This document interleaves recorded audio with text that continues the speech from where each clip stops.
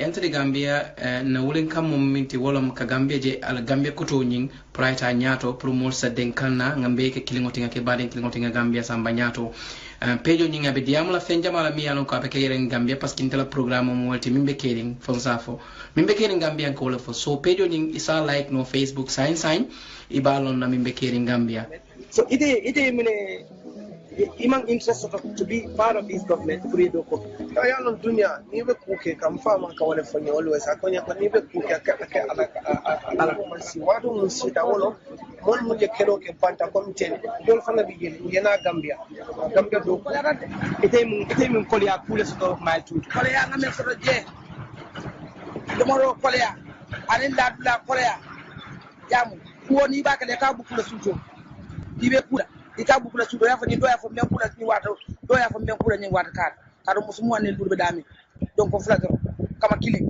donc ba kabri yete mutanu mo dole yafa no tuwa ko yalli pale e boytal kan wokku mo mutoni ala ti ani nga yum tu nga boke mo be nga boke no mo so ke kado hande ke nyor nyame ika kol men ke do ko sifa adun pane ke ka wuro men ke kundo ndar fendi na biren nyol be mun be jakasir na fama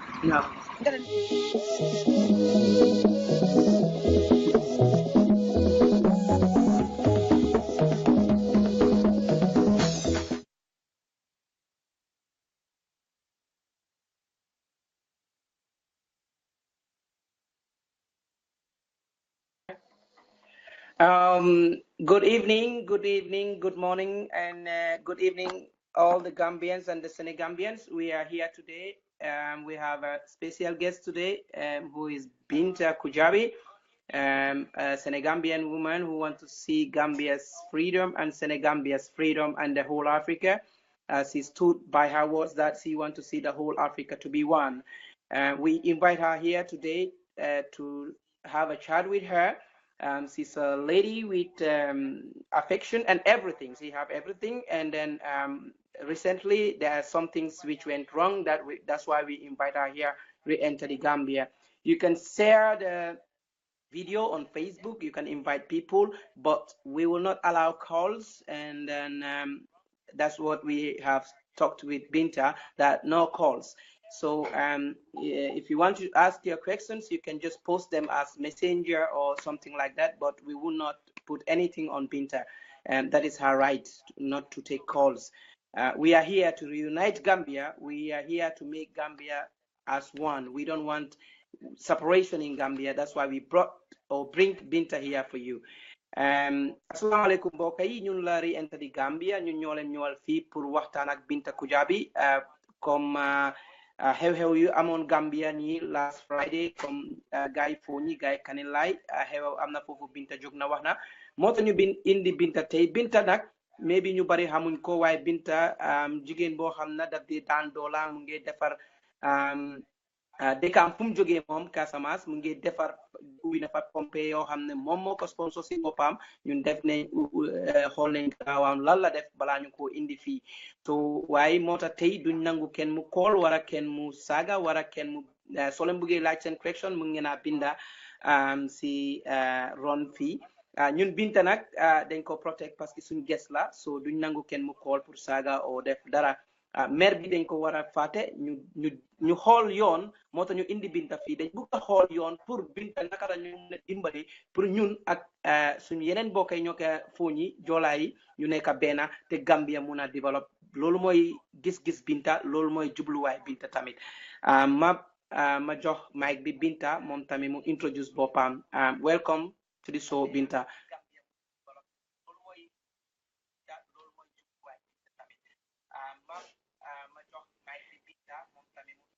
Binta da nga press sa lifin bi yaa ngi mute da nga press di nga gis nga génne mute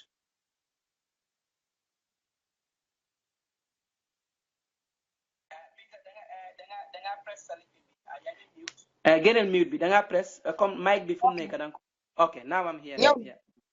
Thank you. jërëjëf rajo bi ni mu tuddati sax Blue re-enter the Gambia. Re-enter the Gambia ok thank you so much at first damay sant Re-enter the Gambia ak seen invitation bi ngeen def tey et puis tamit di leen sant ci taxawaay bi ngeen taxaw ci Sénégambia man maa ngi man doomu Sénégambia la sama yaay mi ngi juddoo Gambia bu Sumbala la dëkk sama papa mooy sénégalais sama yaay di Gambia looloo tax Binta Gujaabi doon Sénégambia man bi ñoo na laa juddoo Casamance ma yaroo bu Sumbala fa laa màgg bu Sumbala Binta Gujaabi dafa nekk ambassadrice of peace the crown of peace of the Sénégambia mu nekk SOS Casamance moom ko ndomb ba moom ko takkal France crown of peace of the Sénégambia so sama taxawaay for the whole Africa la my focus mostly is my Sénégambia pour ñëpp mun a doon benn Binta Gujaabi is the CEO of the Jibonket Foundation Casa Films Production a humanitarian a businesswoman and entrepreneur an entrepreneur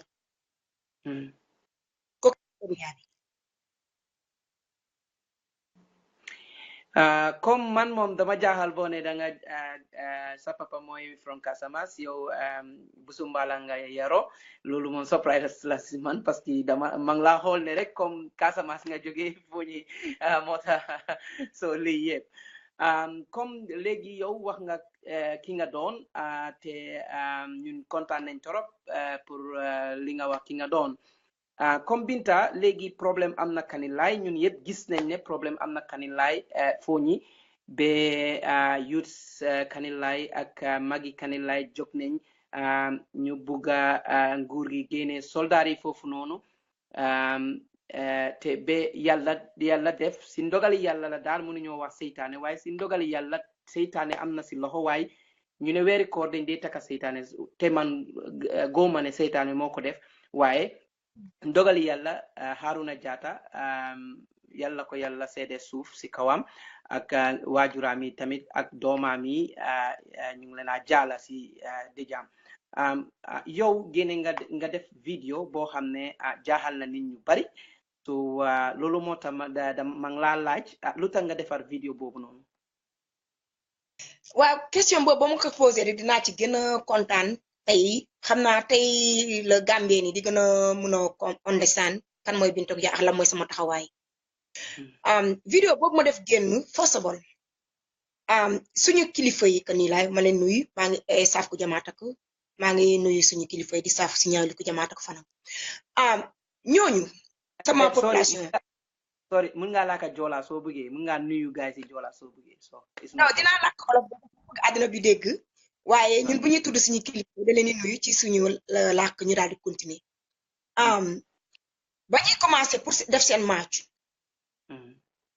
comme crown of peace of the Sénégambia la dañ ma woon ne ma ñoom dañuy match man laaj leen seen match yan anam ñu ne parce que soldat yi ñu fa indi ñoom dañuy gis ne ñoom amatuñu àddina amatuñu life dafa mel ni nit ñi jël leen teg leen ci benn bërëb maa leen ci naka la leen tegee ci benn bërëb ñu ne ñoom bu ñuy xëyee di dem ci tool ya da leen ni taxaw sampal da leen ni cekkab da leen ni fuyee te loolu ñoom bu ñu xëyee fajar dañu bëgg a àgg ci tool yi fajar dem def li ñuy def pare delluwaat togg añ xale yi lekk añ jóge bu ñu jógee school ñu ne ñoom bu ñu xëyee bu dem tool dèjà ñu leen samp taxaw ci yoon yi di leen di fuyee balaa ñuy àgg tool naaj bi génn na bu ñuy ñibbisee nag takk seeni pour dem taali añ tekki loo leen seeni mat ñu ne ni fuye mel ni que ñi gàddu ay gànnaay ñu ne ñoom xale yi sax bu ñuy génnee pour dem jàng da leen ni xool di leen ni fuye ñu leen ni feccloo ay monkey dance ñaan ni traité comme ay slave maa leen loolu am na ma daal di woote wax ak several elders ñu naa ma loolu de moo fi am maa leen bon dem leen march mais march ak peace yor leen seeni kayit ak seeni voice ngeen laajte dina leen toog bëgguma gis benn violence bëgguma gis benn anything brutal parce que man jàmm moomu tax a jóg ba ñu xëyee di dem di protest maa ngi yebal ay xale ne leen bépp mouvement bëgg naa ko am en vidéo parce que bëgguma lu ma surprise li mu gën a métti mooy soldat yi fu ñuy insulté my culture ma bows again for the Kujamaat again ñu insult sama code because ñun Kujamaat dañoo insult sama rhythm of peace lii buñ ko téye di ko xam moom rek is the rhythm of peace oto bu doon daw sa da ngay taxaw when the calabash is out there is peace sama yaay yi suñu maam yi suñu mag yi suñu rakk yi suñu jabar yi ñëpp génn ak seeni leket di tëgg loolu daal yooyu ay africain la économique am na ñu bëri xam nañu aada boobu la muy signifié jàmm lay woote ak nu situation lu mu ci doon dañu war na xool the rhythm of peace has plain loolu tax ma gën a mu am lu ma métti man ko insult sama rhythm of sama culture bëgg ma surtout mu insult li nga xamante ne symbole bi nga xamante ne dafa rëy ci ñun ko jamaat the calabash rhythm ñun lii la ñuy ñaan peace suñu mag yi suñu papi suñu maam yi bu ñu protesté maa ngi aware with every movement ba ñu demee ba protest ba pare ñu sax soldat Gambien maa ngi sant ndax dañoo taxaw waxtaan ak sama kilifa yi ñu gëm na leen ne ñun ñoo fi nekk pour yéen la yéen tam ñun ngeen fi nekkal mais économique soldat lan moo tax ñu war a jël ay armes dalee ko sama population when the rhythm of peace is plain is spoken that's the insult I feel inside my heart bu ñu sutee Arona Jatta bu ci génn ñu sànni ko yóbbu ko hôpital treat the man as like a dog I'm aware with everything man neloo ma I was communicating rapidly et puis dama ne damay docteur fay ko mu dem do the surgery I have the power for this and I have the finance for this just to save my people ma xëy fajar go pour liggéey I got a news he cannot make it I was shocked for so many things I was shocked because my people, they're not living in peace and they don't deserve it. Second of all, my rhythm of peace was playing around the town and they humiliated. They disrespect my rhythm of peace, the calabash, the Kujamat. That's why Arona Jatta is gone. If Bob ma tiit ma choqué moo tax ma génnee vidéo boobu ma wax ak àddina gi I was so upset. I was so humiliated. Wow, si video boobu you were so comme loo explain ne moom moo tax nga mer te wax yoo xam ne waaye sa video boobu seetaan naa ko comme li ma la wax boobu noonu gis nga ne wax boobu noonu mun na laa jox yow sa problème parce que xam naa ne mer la nit da dee mer moo tax nga génn nga wax ko te wax yooyu noonu li nga wax comme mun na laa jox problème yow sa bopp xam nga loolu noonu mbaa xam nga loolu noonu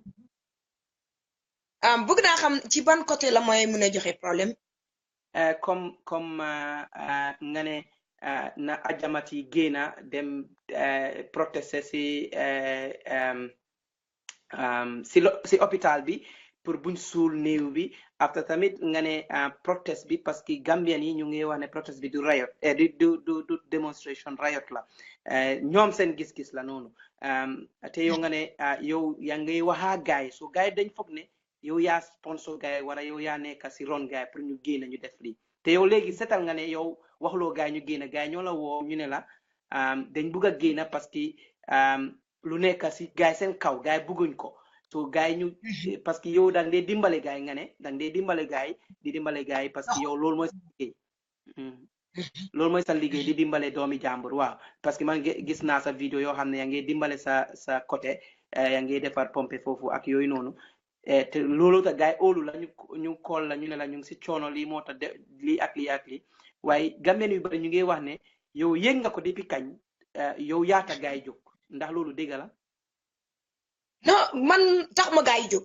man tax ma sama kilifa yi ak sama population que nii laa ñu jóg ñooñu parce que man actuellement man nekkuma que nii laay man maa ngi Amérique ñoom ñi fa nekk ñooy fees conséquences yi ñu woo ma xamal ma lu may def mooy yedd leen parce que même protest yi am yëpp biir Gambia yëpp benn parce que man gawuma nit ki jël gànnaay pour laajte li nga bëgg man dama gëm ni que nit booy waxtaane rek di nga jot li nga bëgg ci jàmm gawuma fitna first of all ñoom bu ñu toogee di naan first of boo ñu defee ne sama vidéo yi ma def nii dina ma indi problème du ma indi problème because xam nga lu tax bu ma nee nit ñi génn si leen ngeen dox ñi march ci hôpital bi parce que bëgguma the body to come out without weakness danaa leen bu kenn génnee the body to march all the way to the hospital of Banjul and stand up there to demand justice il faut que ñu am weakness ñu am balaa ñuy génnee body bi dem suuli foofu laa waxee nit ñi génn dox march moom laa woy ku jamaat ak mooy nañ génn parce que dafa ëpp soo kana bol bu ma bëggee nit ñi bu ma bëggoon violent during boo xoolee depuis crisis bu mu commencé di Gambia I was standing for peace up to this day I always gonna remain a peacekeeper that's my waaw comme yow yaa ñu delloo si affaire yi bom Yaya Jammeh bu ne du génn foofu noonu yow mus nga wax Yaya Jammeh ne mu accept verdict bi mu génn mus nga def vidéo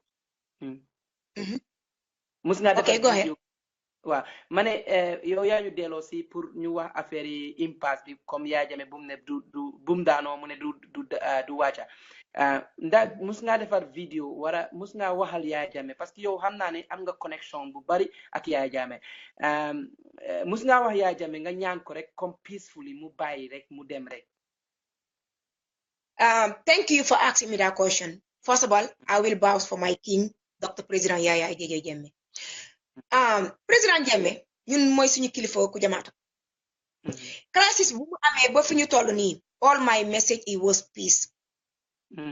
President Jammeh to step down in peace for the Gambia to be in peace. loolu ma ne ko sama message. te gis nañ ko in writing te gis nañ ko sama fight.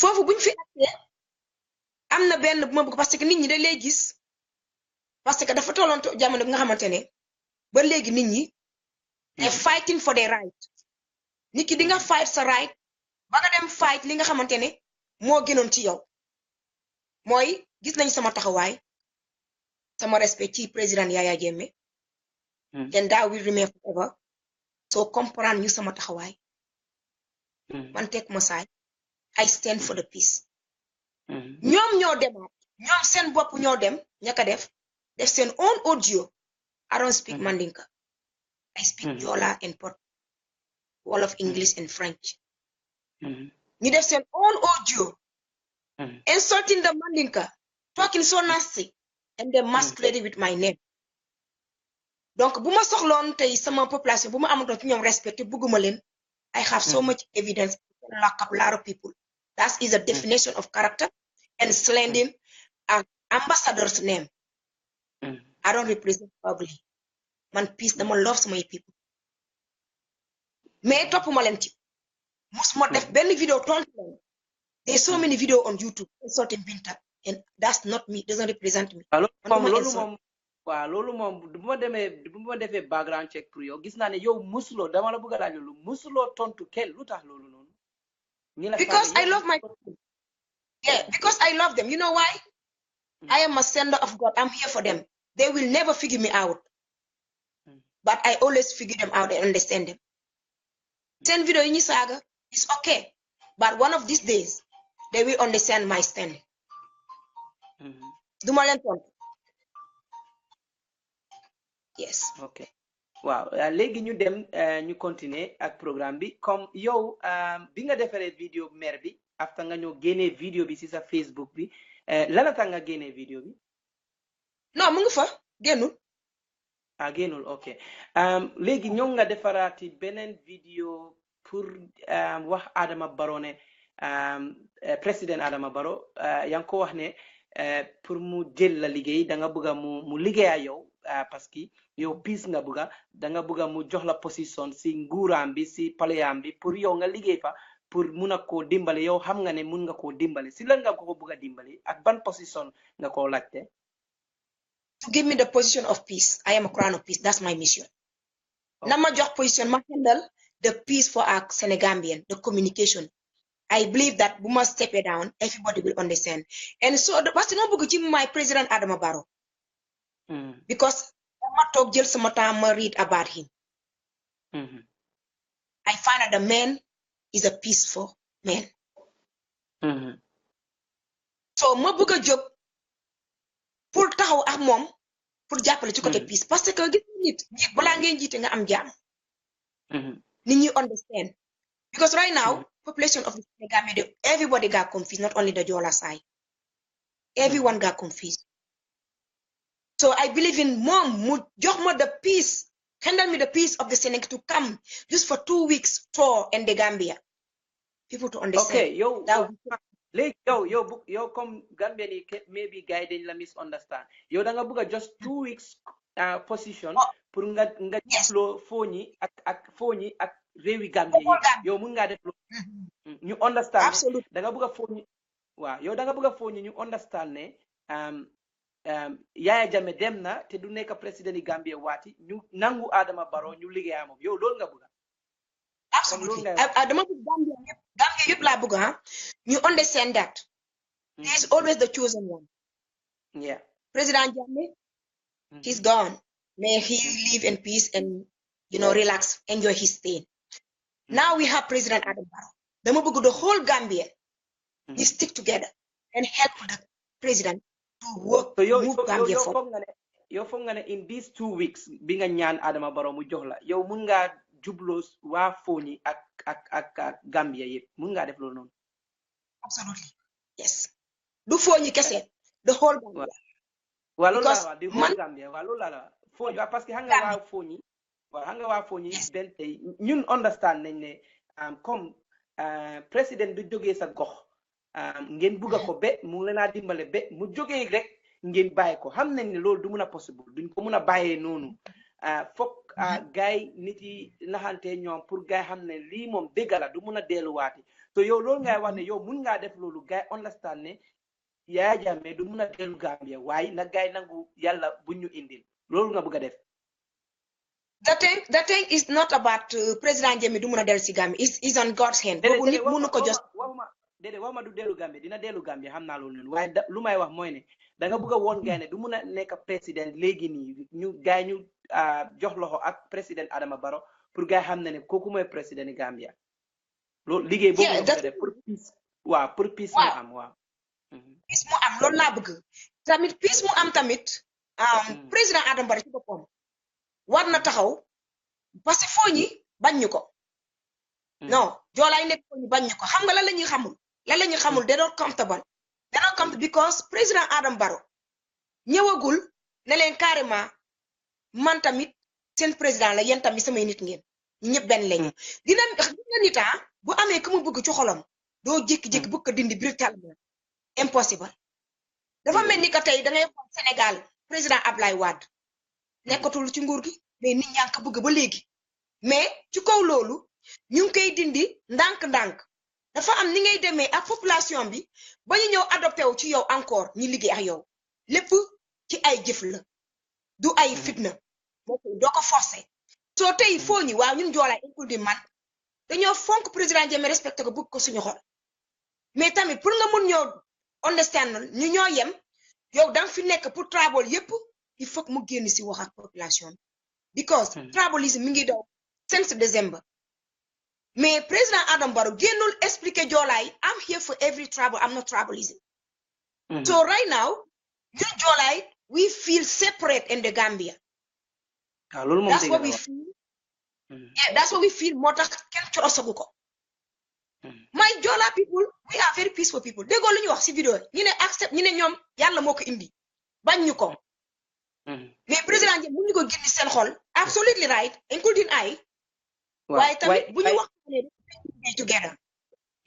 waxtaan waaye xam nga ne protest bi bu mu nekkoon di dem on man mi ngay waxal ni man dëkkoon naa Kanilaay 6 months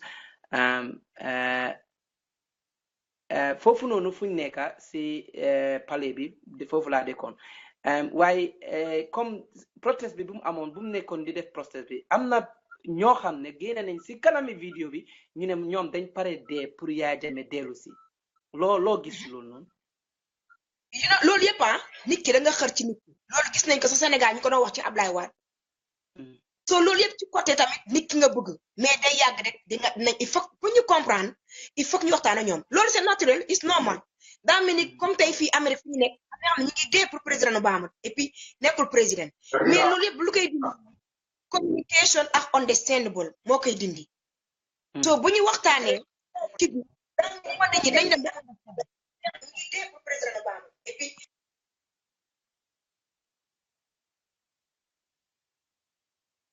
Hello? yes hello Yeah, well, continue. You are making some things we don't say. Mun nga dellu parce que Gambien yu bari ñu ngi laajte sa nationalité parce que yow wax nga ko ba pare wax nga ne sa yaay Gambien la sa yaay sa papa moo jógee Casamance ke Busumbala waaye benn tey gars yi ñu ngi ko laajte so mun ngaa dellu nga setal foofu noonu. gars yi dégg naa ci dellu wax leen man Binta Goudiaby bi sama yaay mooy Gambien sama papa mooy Sénégalais. Yes. te Busumbala nga yaroo. Yes, Bajikunda, okay. Wow, okay. Comme setal nga foofu noonu ñu dem si waxtaan bi. So yow nga ne mun ngaa defar Gambia peace ñëw foofu noonu comme nga def suñ bokki joolaa yi ñu nangu ne lu yàlla dogal foog gaay nangu ko te man gëm naa ne mun nga ko. man ko ci Gambia. waaw man gëm naa ne man moom gëm naa ne mun nga koo def parce que gis naa sa yeneen vidéo yoo xam ne yaa ngi doxal peace yaa ngi am médaille yu bari yow lu tax ñu jox la médaille yu bari yooyu noonu yëpp.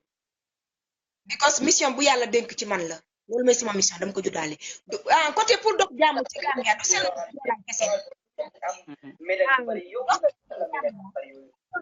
pour ñu comprendre ne président Jammeh ñëw ko parce que président Jammeh du joolaay kese ñoo ko bëgg xeet bu nekk ci Gambia bëggoon na ko bu baax sax soo sama mooy Gambia ci boppam dëkk Gambia ñu comprendre ñu understand ñu xamante ne suñu dëkk moo ñu ñor du benn individual person it's all about the Gambia. Yes. Okay. Well, comme ñu dem si kanam tamit parce que Gambien yi ñu bari ñu ngi laa tuumal di wax ne yow dem nga Gambia yow nekkuloo Gambien waaye léegi setal nga ne yow Busumbala nga jógee Bajikunda te Gambien yu bari ñu ne yow da nga dem Gambia Yaya Jammeh jël suñ passeport diplomatique passeport bu jox la loolu am na ndax amul. Well, man I'm a world citizen. I am a world citizen. Passport world citizen laa yor. Musuma am diplomat passport bu Gambia wala bu Sénégal. I don't need it. My world citizen passport. kon bi fen la nii. comme xam nga lii yëpp bëgguma ci yoon tontu mais tey respecté naa seen interview I will deliver some stuff they need to find out. non comme ni ma wax rek dama ni ne bu ma leen bëggoon a topp wala bu ma jógoon pour bàyyi leen aka maa yor ay évidence yi nga xamante ne mun naa leen jox fitna ci spécial ci Amérique yi mais dama noppi parce que dama bëgg sama nit. gis naa façon bu nekk bi ñuy wax but I just ignore it and ma focus on my mission. Like I said, they don't know me and they will never figure me out. So man musma am passport in ni Gambia ni Senegalese. I don't need it. World citizen passport like to pay. So wow. So lol mo mean ne yo kay fi nga bëgg rek ding fa dem. Lolu man don't need visa for it. Wow, why man doma bokkale sa team bi parce que man be part of the Debunked Foundation. You definitely. Wow, more than welcome. Wow, sa liggéey boobu noonu man kontaan naa si torop parce que man loolu laa bëgg suma waa Gambia tamit suma gox fu ma jógee pour defal leen bohol pour defal leen lopitaan boo xam ne jigéen ñi suñ biiree ñu mun a dem wasin foofu balaa ñooy jël moto wala o docteur yi ñu ñëw ñu am fa docteur loolu yëpp mu ngi si suma bopp bi waaye yow gis naa ne yaa ngi koo def loolu man gis naa ne yaa ngi koo def so loolu moom neex na ma torop ma ngi laa wax gàcce ngalam si loolu noonu waaye yow comme vidéo boobu noonu boo defar pour yaa ngi wax ne pour ajamati ñu génna Gambien yu bari xam nga nit ñu ne mun ngaa wax waaye wax dafa am ñaari façon wala ñeneenti façon loo xam ne ki koy dégga naka la koo déggee naka la koo gisee ak lum teg si moom Gambien yu bari dañ gis ne sa vidéo boobu noonu saaga ngeen traité ngeen gars yi seen fit yi dem nañ ne rebel si Casamance nga doon waxal ñooñu dinañ dugga Gambia yaaxa Gambia te yow nga ne loolu nekkul sa jubluwaay yow sa jubluwaay moo den peace comme yow su nit na ne pour nga apologize ne vidéo boobu noonu da nga meroon nga def ko di nga def di nga apologize si Gambien yi. non duma apologize. waaw duma apologize ci benn ci Gambien because xam nga lu tax. duma ñoo war a ñëw ci man apologize in the first place. how they supposed to apologize mooy ba ñu demee def seen own audio and videos and masquerade my name and say any kind of stuff and it wasn't me. They supposed to come first and apologize. When come to me, da nga bëgg a wax Gambien yi dañ defaroon vidéo balaa yow ngay génn ni dañ defaroon vidéo damage sa character. loolu lañ defaroon so yow tamit yaa ngi mer si loolu noonu. ok kon man su ma la kon waaw kon man waaw loolu bu mu ci meroon xam nga lu may loolu xam nga bu mu xaapane mooy January bu doon dem ci mer dinaa leen doon tontu moo wal leen li ñu taxawee waaye dama xam ni que waaw dafa am ñu bari ñoo xam ne ñu ngi wax ne wax loo dégga parce que Gambian passport bala nga read question yooyu noonu on Facebook ndax mun naa dugga xaaral tuuti ma laaj ko lii okay go ahead waa Binta kooku suñ mu ngi re-enter di Gambia kooku tamit Jeng Sala la tudda re-enter di Gambia la bokka moom tamit suñ groupe la ñu bari ñu ne nga wax affaire yi passeport bi mu set parce que ñu bari ñu ngi la tuumal ne yow da nga am diplomatique Gambian passport te yow nga ne amuloo boobu noonu mais ñoom bu ñu ne Gambian passport diplomate passport nañu dem ci the State House ñu kii ko ñu investigate wala ñu dem ci Gambia passport wala ñu dem ci bureau des passeports ñu investigate ko loolu moo gën a yomb kay jarul sañu koy xaar sama baat. so am na bàyyi ma àggali sama benn tontu. waaw ñii apologize bu ngay wax noonu duma apologize because xam nga lu tax. ñoom dañu war a njëkk apologize big time apologize ñu ba léegi kese moom moo woo mu apologize te si seen kilifa yi la bokk. waaw seen kilifa yi la bokk daf ma woo apologize. ok neen dakaa bett kooku neen dakaa bett parce que man li ma noppi te du man ba moom mu find out te du man woo mu apologize ma respecté ko ci loolu du ma wax turam kooku ma déggee xam na kan la. ñoom nag déedéet xarma ñoom vidéo bu ma def nii buñ ci filee traite ma sama MFDC ma respecté leen MFDC bu Casamance bu doon dama ñoom ñu génn yàq dëkk bi du ma dem volontaire to be a crown of peace ambassadrice to work in peace in Casamance donc bu ma nee nit ñi génn si dem ci hôpital population ku jamaat ñi nekk Gambia ba foo ñi laa ne ñëw dox dem taxaw néew bi di génn ñoom dañuy because I'm so surprised bu ñu filee threat on my videos so can they ask me how do I feel when they make a fake information about me when they make the fake audio about me when they make all those insult of video they have since January on YouTube name it munoo ko jeexal ba pare ñu nekk Facebook jël sama photo yi di bind samay nit am na samay nit yoo xamante ne ñu ngi England dañu doon xeex maa leen wane leen bu kenn xeex this doesn't bother me so can they apologize for that and I demand to apologize for that part first I want them to go back make all those videos apologize first and go back their Facebook and write apology publicly then we can go from there. But for me to apologize with my first video no then they're not obligated for me kon man Gambian la te man dama bëgg a gis comme loo sa gis-gis man waaye balaa may dem si kanam suñ benn auditeur mu ngi fii moom léegi la si dugga foog naa léegi la wàcca liggéey dinaa ko wax si luñ nekk Jeng Sala you are welcome dañ indi fii Binta koo xam ne wax na video about crisis in the Gambia te Jeng Sala tamit moom tamit daf dee laajte question moom nga waroon a defar programme bi waaye comme man maa la contact so loolu tam ma ne ma defaa yow programme bi so moom tamit am na ay question comme lum la bëgg laaj so you welcome Jeng Sala. Hi Soti jërëjëf Binta dama bëggoon rek pour laaj Binta ndax xamoon na impact bi mu doon def si bi mu waxee waa Foni yeewu ajangaa yi ne nañ génna dem ci kanami luwa like nañ génna march demonstrate pour wone ne niw bi nekk RVTH like niw bi nekk State House buñ ko laal fépp président Barrow ak Mai Fatia lawyer Ousainou Darboe ñëwuñ wax ci like justice must be done ndax Binta xamut ne tey bu waa Foni génnee war a dem pour démonstrer loolu ne ñoom waa Foni lañ joolaa lañ dañ rey seen mbokka benn nit a dee ne dañoo dem pour démonstrer ndax Binta xam na impact bu nekk ci loolu muy benn ñaareel bi suma ñaareeli laaj bi mooy ndax Binta defoon na taxawoon na pour justice doon si 2000 April 10 and 11 biñ reyee ay student ndax Binta taxawoon na pour justice doon su fekkee Binta taxawoon na génn ne na justice doon pour 2000 April 10 and 11 victime yi dee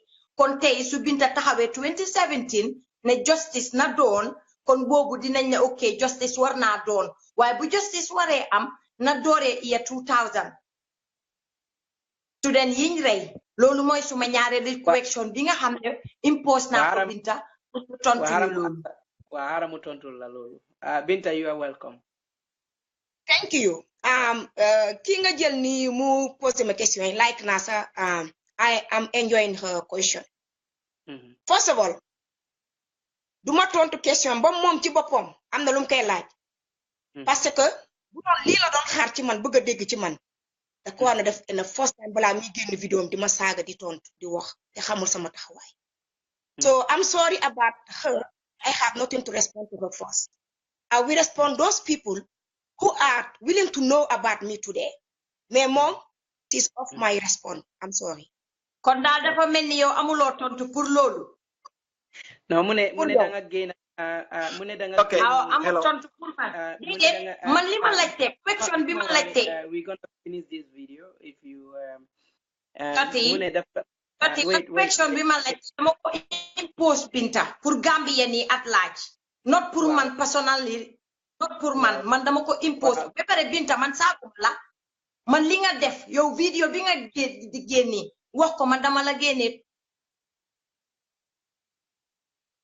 Okay, Soti, I have 1 or 2 questions. Dama buga sani bena kadu rek. Thank you. Wow, Binta, man maa ngi tudd Sirifo Santa Jaaju te Foni laa jógee Sibanor. Jaaju. So, wow, te dega like lu happen Foni ñëpp la naxari Gambia ñëpp la naxari. Te nekku ne comme like it's all about tribalism. No. Why video bi no génne ak no ñëw ba nga ne nit ñi comme like yow nga ne gars yi dañ la call or da nga déggoo gars yi ne dañoo def demonstration nga agree on that.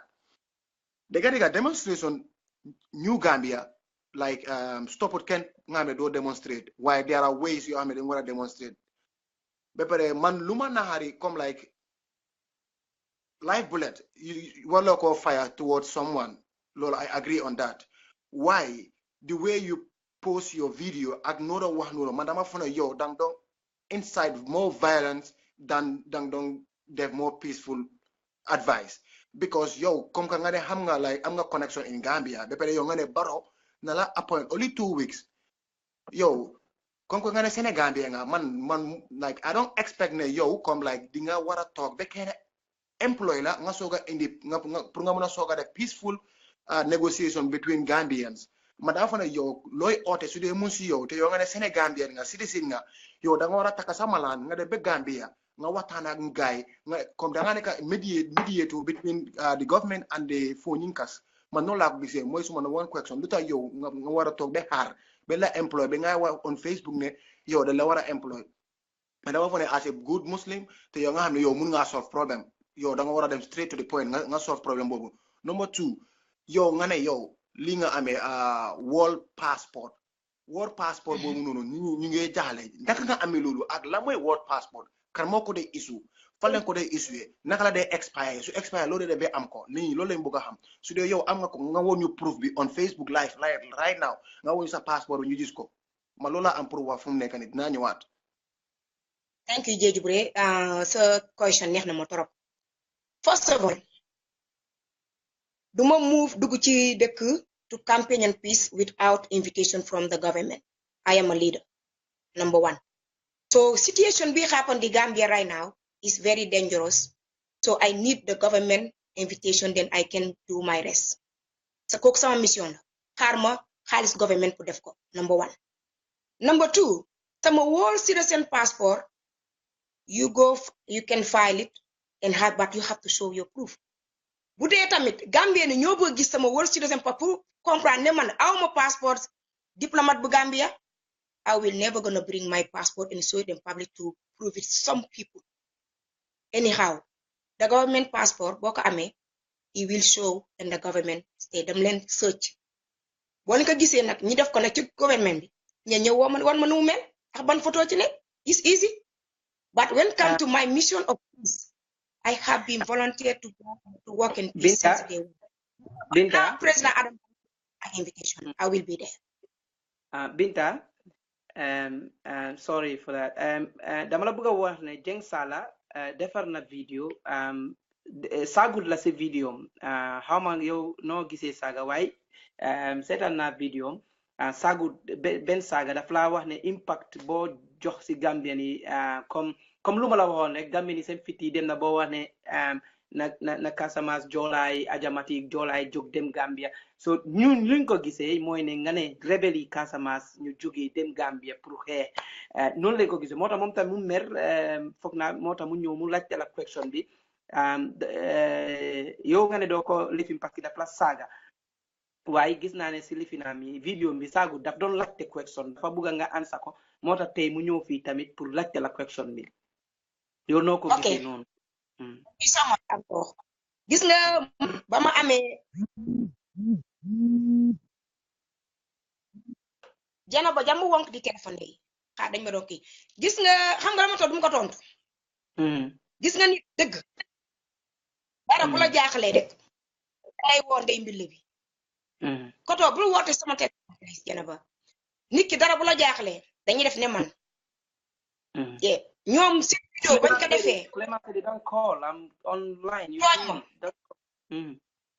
yaa may dégg waaw maa ngi laa dégg waaw gis nga ñoom bañ defee seen vidéo accusé ma li nga xamante du man gisoo ma def vidéo tontu because xam nga moo doon xaar bés bii laa doon xaar pour wax publicly ñoom ba ma defee sama vidéo ba fekkete na ay acte lañu dañu bëgg a jàmm tamit amoon na nuñ mën a amoon na nu muy demee la parce que dafa ne respond to Binta Gujaabi man vidéo ba tey gis ma ko de dama am staff évidemment sama staff loolu xaaral ma setal ko yaa may xaaral ma yokk sa volume waaw xaaral ma setal foofu ma yokk sa Binta nag Binta bi ngeen a gis fii Binta dafa am staff Binta doo ko mën a am nga call ko moom direct soo ko callee sa volume daa wàcc de dégguma la sa volume nekkuloo di ma dégg volume bi dafa wàcc waaw sa volume ok léegi yaa ngi maa dégg Shorty, please don't. no volume ba mu tax mu wàññeeku xaar ma am ba si yëg na de sa volume daa low.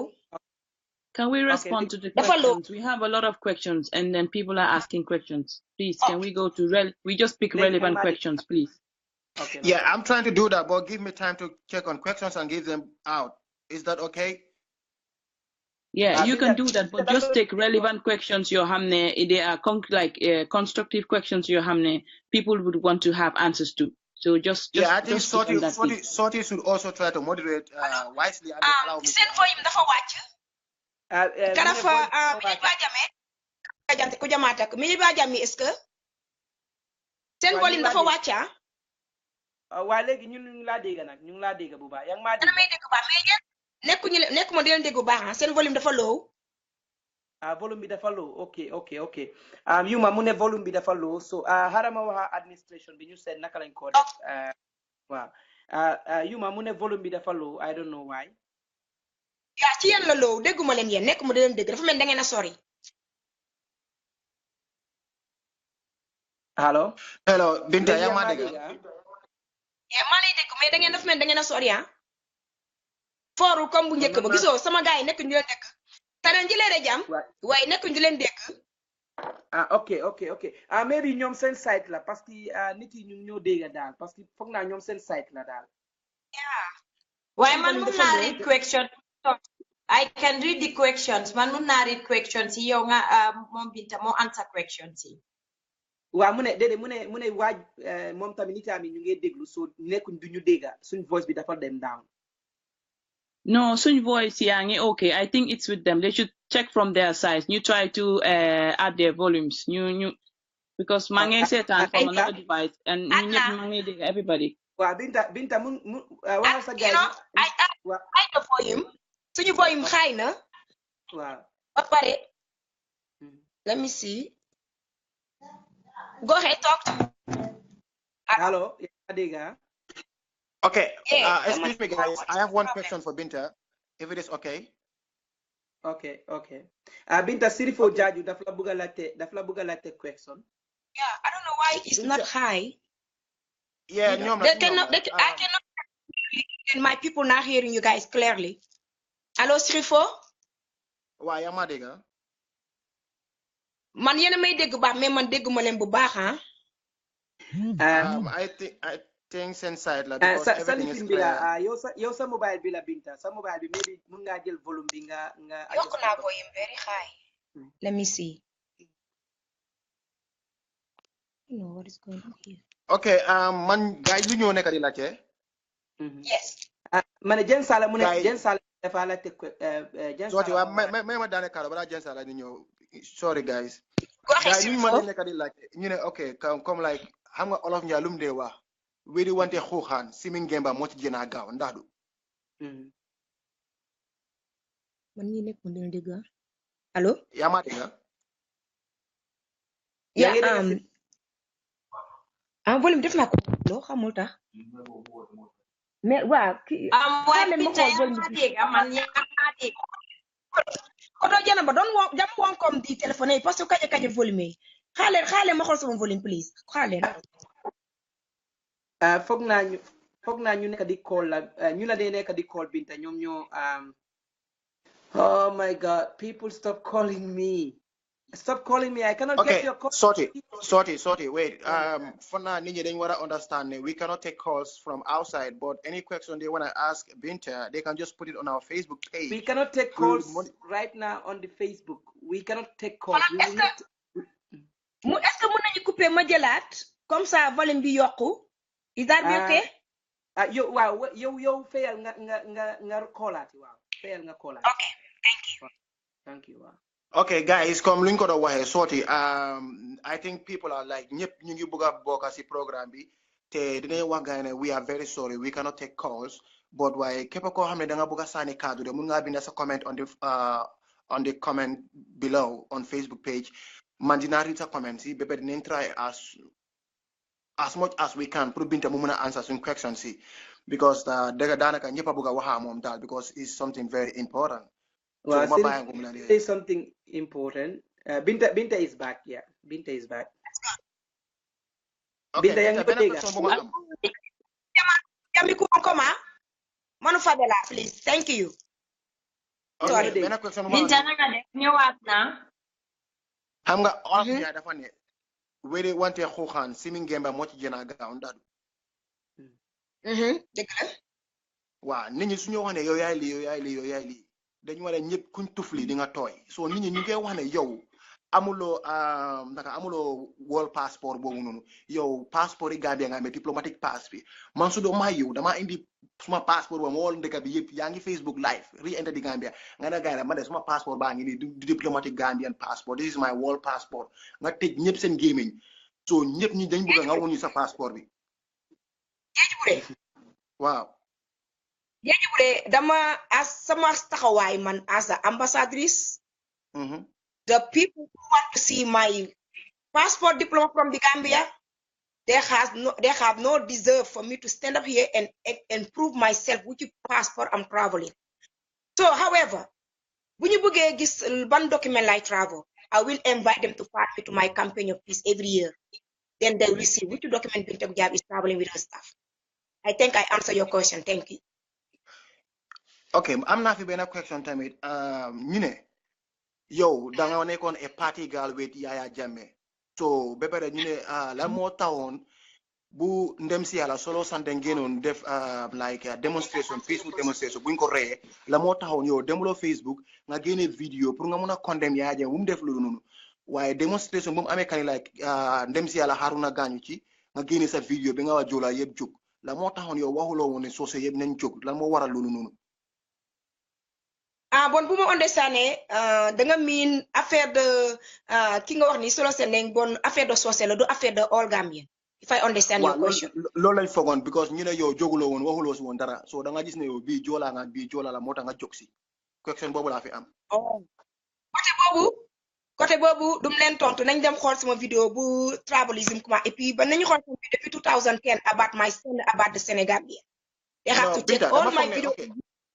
déglu ma dama foog ne suñ la invité pour ñu leeral soo bi suñ la accès question you have to try by all means at least nga wax ñu la dara si question boobu noonu waaye xam nga soo bëggee nekk di daw suñ question yi dafa ñaaw trop dañoo wax ne kii moo lu mu bëgg ak kii la wax so man loolu la ñaan waaye Sirifo baalal ma tuuti Binta daf ne ñun Gambian si dañ ko war a apologize so bu noonu laa doon imagine naka la ko Gambian yi war a defee Binta parce que Binta dafa njëkkoon a génne audio Binta ñun déggoon nañ audio sami génne woon na audio te audio boobu Binta war na ci lu ko neex te Binta taxawut pour apologize Gambian yi so man dama bugg a laaj Binta naka la expecté Gambian si di war a apologize Binta loolu mooy question bi ma bugg a laaj Binta naka lañ wala war a apologize ak lan lañ def ba war laa apologize. Thank you. I will answer that one. Audio bobu dama bëgg ngeen play ko to confirm is Binta Gujabi. That's the one things I ask you. Then I will apologize if it's Binta Gujabi. Play len audio. Binta baat bi ñoo dégga nii right now moo nekk si audio bi benn baat la foguma ne tampa nañ baat boobu baat bi ma dégga nii moom moo nekk si audio boobu tam. waaw jën sala Binta wax na ne loolu kooku du moom nga indi proof parce que dégg la nit soo koy tuumal dangaa indi proof. Play. I will love to answer that for real. waaw nit soo koy tuumal dangaa indi evidence parce que nga ne moom la moom mu ne du moom so ñu indi evidence ñu wax ne Binta la so moom mun a answer. Binta so evidence bi suñ ko indi dafa war a nekka xanaa beneen invitation la ñoo jox Binta pour ñoo playal ko evidence bi ndik loolu buñ ko waree seet. waaw Binta moom 4-5 months ago. Yes, definitely. Bu ñu amee indi evidence you feel free to call me. Dinaa ñëw toog fii ñu ma answer. I will be available for you guys. No problem. Well, ma rek tuuti rek one benn 5 minutes ma seet da dinaa ko mun a am. I love that. Okay, no problem. Yeah. So can I comment just a minute? Hala dama ko bëgg a laaj benn question fii then you can ask. Binta. Yes. Binta dama bëgg nga wax li mu very clear about parce que man sa vidéo yi rek la laajte nekkut dara dinaa laajte loo xam ne comme ñi luñ la laajte man dama la laaj sa vidéo yoo defar génn nga defar benn vidéo Mai Fatty te nga ne Mai Fatty Amérique la nekkoon jël na bagage yu bari yóbbu ko te Mai Fatty dafa am problème ak Yaya Jammeh loolu la moo bëgg a fay ku waa Fooñi lu tax nga wax loolu loolu lañu won Mai Fatty foofu laa bëgg nga laal parce que man sama xeex du population bu Gambie sama xeex mooy the government to keep people equal. Bu fekkente ne population as Gambien ni kese ñoom tax a jóg attaque naa leen di buñ ma attaqué January mais du ñoom parce que samay askan lañu government bi nga xamante dafa equaliser nit ñi ñoo ñooy sama affaire ok Mai Fatty mooy ministre bu intérieur dinaa wax ak moom président Adam Barrow mooy suñu président dinaa wax ak moom waaye foog yow nga ne Mai Fatty sa ministre la foog naa sa ministre soo koy waxal di nga ko waxal ak tuuti buña ak tuuti horma ak respect di nga ko la respect agree ma totally may Fatou moomu njëkk disrespect xam nga fu ma disrespecté waaw fu mu toogee sama kanam elde ñun joolaa suñuy mag dañ leen dafa dañu mën laat ci ñun bu taxee ne sama papi dañu taxaw di am te gis ñu am ci ñoom loolu daf moo njëkk saaga suñu kilifa yi moom ministre la mais kilifa yi suñu elde ko jamaata ñoo ko jiitu at least ak lu mu mënti doon position boo mënti jël mooy wax ak say kilifa da leen respecté moom ma njëkk di respect ma delloo ko waaw sama président sama kilifa ma wax ak ñoom àddina waaw yow xam nga tey nga ne danga maa may benn 30 minutes waaye kontaan naa léegi tey mu àgga 1 hour kontaan naa mi nga toog fii parce que nga ne 30 minutes rek nga ma doon may waaye léegi may nga ma ba ma léegi tey ñu jot 1 hour loolu kontaan naa si torop parce que question yu bari ñu ngi ñëw moo tax mu àgga fii man lu ma la war a laajte sax laajtewu ma la ko parce que nit ñu bari tension bi baaxaay man dama bëgg a Gambia tamit ñu nekk benn ñun yëpp ñu saani problème bi si fale waaye ma ngi la xaaral ma ngi la wax jërëjëf si time bi nga may nii parce que 30 minutes rek nga wax waaye léegi dem nañ ba am léegi tey ñu am 1 hour ma ngi la wax jërëjëf si loolu noonu Jeng Sala mun nga wax Jeng Sala yaa ngi mute Binta dama doon charge suma phone bi pour mun a génneel Binta evident bi mal ñu wax waaye maa ngi am dafa loo suma téléphone bi dafa loo yoon maa ngi try all means pour génneel ko evident bi parce que I could remember kanama ko senoon fi Binta defee audio boobu ki ma ko senoon remember naa ko si suma WhatsApp bi so maa ngi try pour mun a jot mun ko won Binta comme que evident la buga bu ko defee ñu mun koo ràcca rek du noonu waaye mu ne sa evident bi anytime yow soo paree rek moom man suma paree ma call ko dina ñëw si waaw xam nga li ma bëggoon mooy léegi dama bëgg xam nga bii moom laaj naa yéen boole ma soxlaa rek woole ma léegi ñooma na jël temps bu mu roche dama bëgg mu jël temps mu génnee évident bu ko jotee mu am ko ci loxoom so daaw yi mën ngeen ma waat ñu ama beneen interview then we make things clear du dëgg mais actuellement fi ñu nekk nii mooy the interview man mooy to try to find how we can move Gambia forward, how we can unite together. yow loo foog ne loolu lañ bëgg a def loolu lañ war a def pour Gambia dem forward man loolu Soti, it's also now 1 minute left, please. waaw li ma gis pour Gambia move forward mooy nit ñi nañu jéem a look the perfect picture. nañu jéem a xool the perfect picture. ñi bàyyi di xool in a negative side because dafa mel ni que léegi bépp joolaa yaay président Jammeh moo tax nit ñi mun ñu comprendre ku nekk sa taxawaay so it doesn't bépp joolaa bu taxaw de Jammeh so dañu war a picture Gambia move together man loolu waaw dafa am ku nekk si line bi si suñ ñun suñ gaay yi Jacob Ba daf la bëgg a laajte benn question Jacob Jabi sa gars yi sa administration ñu ngi maa wax 5 minutes moo lañ ma may waaye Jacob mun ngaa la teg question Jacob mun ngaa la teg question Jacob okay so 5 minutes lañ la am okay thank you you go ahead let's get this before they cut it Jacob hello Jacob hello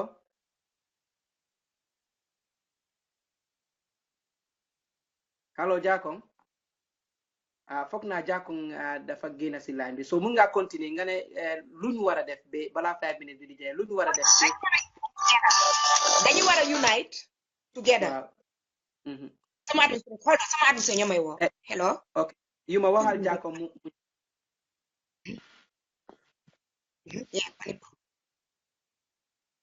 d'accord Binta jàkkoon ñëw na waa Hello, assalamu alaikum. Binta na nga def? Okay, panikon. Yes. Sama administration ñoo doon Binta interview. waaw de waxa gaay tamit man tamit gaay ñu ne 5 minutes rek lañ ma may so Jakong hurry up. Assalamu alaikum Binta na nga def? Maa ngi sant bu baax a baax. Okay, thank you for accepting such invitation bi. No problem, you're more than welcome. Okay, man, since mo gisee sa first video bi, demoon naa ma def some background check-in ma gis ne yow danga nekk an activist, so yaa ngi nekk an actress as well, so yaa ngi involved si a lot of activities that. So moo tax bu ma gisee sa first video bi, I was kind of disappointed because xam naa ne as an activist, no matter how angry you are, xam nga wala si benn situation nga nekka, like you should always calm yourself down bala nga génne si nit yi di wax, because wax dara la loo xam ne soo ko demee ben ko génnee rek daf di difficult pour nga jëlaati ko back. I respect that, dëgg la. Yeah, so loo nekk di wan ne Gambians si dañ la wala apologize, dama foog ne yow yaa oo Gambians si an apology, because si sa first video bi no reacte, you being a role model to maybe ñu bari ñu nga xam ne ñu ngi Sénégal or in Casamance, fooguma ne it's good, because doo bugga ñu toppa sa tànka bi xam nga, because no waxee si video boobu noonu it wasn't nice at all. Respect na the fact ne ñëwaat nga back nga make another video di acknowledge ne President Barrow mooy sa president bi boobu, it is okay, we really appreciate that.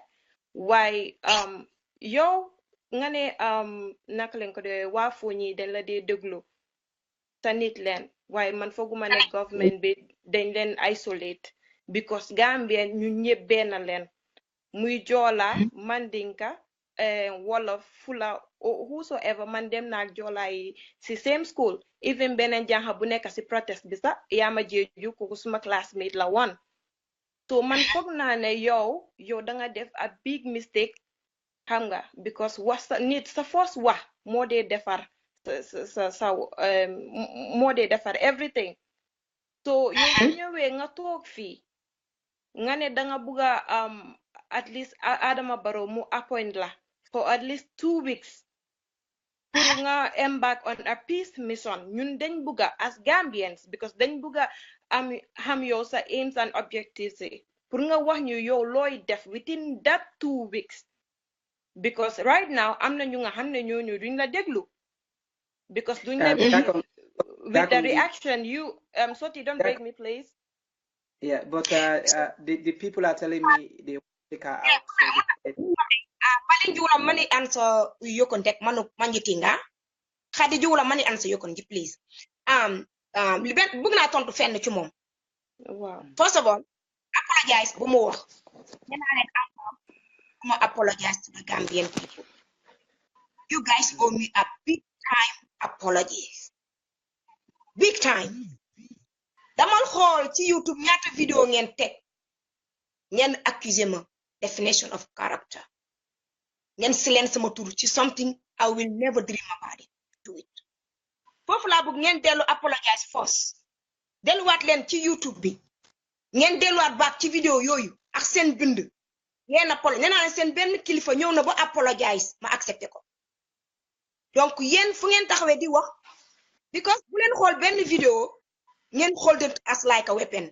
You cannot escape with that with Binta Gujjabi. I'm more wiser than that. I love my people. So bole buge apologies mo am, you guys have to act first. I demand you guys up time first. Wabin bala man mala bay man mala invite fi bala mala bay parce que luma bëgg nga def waaw luma bëgg bala mala bay nga dem parce que sa gaay ñu ma force pour ma bay nga dem waaw luma bëgg nga def moy dal video bobu non nga yow ya ngi wax video bo xamne time election la election bi passé na comme yow muslim nga ñun muslim lañ even no christian nga ñun dem nañ jàng nañ bible ñu ngi la ñaan léegi ñu ngi la wax parce que ñu ne soo tooñee nit mu ne nga tooñ na war nga pour nga wax balal ma nga Gambie yépp joguñ ñu saaga la waaye bii yow boo waxee Gambie yépp nga laal Gambie yépp nga doon waxal so léegi man dama laa wax mun nga si vidéo boobu rek laa la wax de mun nga baalalu foofu noonu si vidéo boobu nga apologize Gambian yi si vidéo post vidéo boo ne ajamat waaw non déggoo lu mu la wax dama ni la xam nga laaj nga ma ci vidéo man la dafa fekk ma tiit mer ma wax ci vidéo ma waxee noonu mais pour apologize non ñu ngi may woo duma apologize foofu waaw ñoom mbokk dañuy dem apologize nañu ñëwaat go back on YouTube on Google to apologize Binta Gujjabi. Okay. I have nothing to apologize. ñu ngi jeexal vidéo bi